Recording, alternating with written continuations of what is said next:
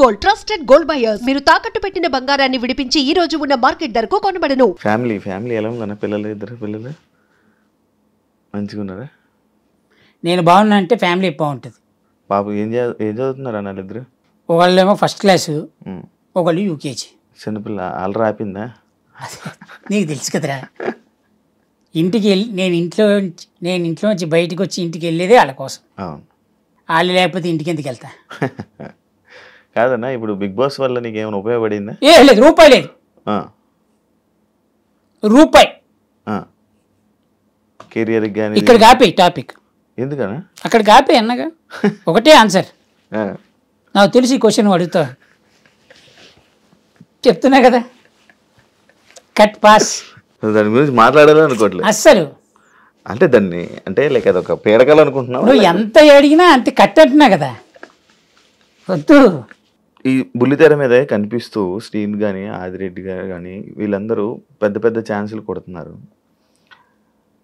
కానీ చెంటన్న లైక్ వాళ్ళకి ఎలా వచ్చాయి, మరి చెంటానికి ఎందుకు రాలేదు? No answer. అంటే పెద్ద పెద్ద ఛాన్సులు కొడుతున్నారు కదా, లైక్ వాళ్ళు పెద్దవాళ్ళతో మంచిగా లేకపోవడం, లేకపోతే ఏమైనా? ఎవరు నేను మంచిగా లేకపోవడం అంటావా? అదే అయ్యి ఉండొచ్చు అంటున్నా కదా. నాకు ఈగో. అమ్మ మళ్ళీ ఈగో దగ్గరికి వచ్చా. మరి అదే కదరా, ఫస్ట్ స్టార్ట్ అయింది పబ్లిసిటీ అక్కడి నుంచి. ఇప్పుడు 2013లో జబర్దస్త్ స్టార్ట్ అయింది అయ్యా. 2013లో జబర్దస్త్ స్టార్ట్ అయ్యి 14లో ఎప్పుడో స్టార్ట్ అయింది ఈ ఈగో అనే టాపిక్. అవును అవును, అప్పటి నుంచి ఉంది. 14 నుంచి 24 10 ఏళ్ళు ఇంకా పోలేదు నా ఈగో అనే టాపిక్. చెట్లో కూడా యాటిట్యూడ్గా ఉంటావు, నేనే ఇది అన్నట్టు ఉంటావు, ఎవరి మాట వినవు, ఇవన్నీ నడుస్తాయి. ఇప్పుడు అద్భుతమైన ప్రశ్న అడిగేవాడు చెప్తాయి. ఇప్పుడు నువ్వు ఒక తప్పు చేస్తున్నావు, అబ్బాయి ఇది తప్పు అని చెప్పలేదనుకో, మళ్ళీ నాకు సిగ్గులేనట్టు. ఓకే, నేను నీకు చెప్పాను అనుకో, నువ్వు వెళ్ళి ఆడేంటి నాకు చెప్తాడేంటి, ఆడి సంగతి స్టేజ్ మీద చూసుకుంటా. ఎవరికి ఉంది ఇగో? స్టేజ్ మీద చూసుకుందాం అన్నాడు. మరి నాకుందంటారేంటి ఇగో? అంటే నువ్వు ఎలా జరుగుతుందంటేరా, టీం లీడర్గా నేనుంటే నా కింద పనిచేసే వాళ్ళు స్టేజ్ మీద ఎలా పర్ఫార్మెన్స్ చేయాలి అన్నది నాకు తెలుస్తుంది. ఇంతవరకు నా స్క్రిప్ట్లో ఏ రోజు కానీ ప్రాక్టీసులు పెట్టలేదు ఎవరికి. డైలాగ్ ప్రాక్టీస్ చేయి, అది ప్రాక్టీస్ చేయి, ఇది ప్రాక్టీస్ చేయని వేరే టీం లీడర్స్ లాగా. నువ్వు ఏదైనా స్టేజ్ మీద చెప్పే దాన్ని నేను చూసుకుంటా, కౌంటర్ ఇస్తాను నేను, నీకు సపోర్ట్ నేను ఉన్నాను, ఎందుకు టెన్షన్ పడుతున్నావు అనేదే చేశా. 4 చప్పట్లు వాళ్ళకి ఎక్కువ పడ్డాయి, నేనేం ఫీల్ అవ్వలే. కానీ ఆ 4 చప్పట్లు ఎక్కువ పడిన తర్వాత వాడేం ఫీల్ అయ్యాడు తెలుసా? చంటి కంటే నేను ఎక్కువ అని ఫీల్ అయ్యాడు. ఎక్కువ అని ఫీల్ అయ్యి వాడు సమయం కోసం చూసి చంటిని ఎక్కడ పడవాలో అక్కడ పొడిచారు. అది నా తప్ప? ఎవరిది తప్పు? తప్పు చేసినాడు ఎవడే నేను తప్పు చేశాను అని చెప్తాడా? ఎటు తిరిగి అడి తిరిగి నష్టపోయింది నేనే. అందరూ బాగున్నారు, అందరూ హ్యాపీగా ఉన్నారు. నేను అదే అంటున్నా, ఈరోజు జ్ఞానోదయంతో చెప్తున్న మాట శాపం అనే మాట ఎందుకు రాగానే ఫస్ట్ చెప్పింది ఏంటంటే ఇదే. ఓకే, డబ్బులు ఉన్నాయా అన్న ఇప్పుడు నీకు గడవడానికి? అంటే లైక్ ఇప్పుడు అవకాశాలు లేవు? ఉన్నాయా? మొత్తం సొంత ఇల్లు, మంచి కారు కొనుక్కున్న సంపాదించుకున్నదే ఉన్నాయి అంతే? ఉన్నాయి హ్యాపీ లైఫ్. ఏంటన్నది ఇలా చెప్పడానికి అర్థం? అరే హ్యాపీ లైఫే బా, హ్యాపీ లైఫ్ బాగానే ఉంది. జబర్దస్త్ బ్యాచ్లో ఒకరికి ఒకరు సాయం చేసుకునే గుణం ఎంత శాతం ఉందనుకుంటున్నావు? ఉన్నదా అసలు? ఉంది, 100% ఉంది. 100%. అయ్యో, ఒకడు కష్టంలో ఉన్నాడంటే మొత్తం జబర్దస్త్ మొత్తం టీం అందరు కలిసి సపోర్ట్ చేస్తారు. రివర్సా? నేను ఏమైనా రివర్స్ ఏమని చెప్పానా? స్ట్రైట్గా చెప్పింది. నువ్వు ఆలోచిస్తున్నావు చూడు, ఏది నిజం ఏది అబద్ధం నీకు తెలుసు, నీ మనసుకు తెలుసు, చూసేవాళ్ళకి అర్థమవుతుంది. ఉందనే చెప్తున్నా అబ్బా, నేను తప్పు చెప్పట్లే. ఉంది 100%. ఒక మనిషికి కష్టం వస్తే జబర్దస్త్ టీం అందరూ కలిసి సపోర్ట్ చేస్తారు, వాడిని నిలబెడతారు, వాడు బాగుంటాడు, ఏట్రా నవ్వుతా పెట్టరా ఏమన్నారా అని ఆలోచిస్తున్నా. ఉంది ఇన్నిసార్లు ఉందని చెప్తున్నా కూడా నమ్మకపోతే నా తప్ప. ఏమైనా చెప్పాలనుకుంటున్నావా దాని గురించి? ఏం లేదు, నీకు జరిగిన ఎక్స్పీరియన్స్ ఏం లేదు.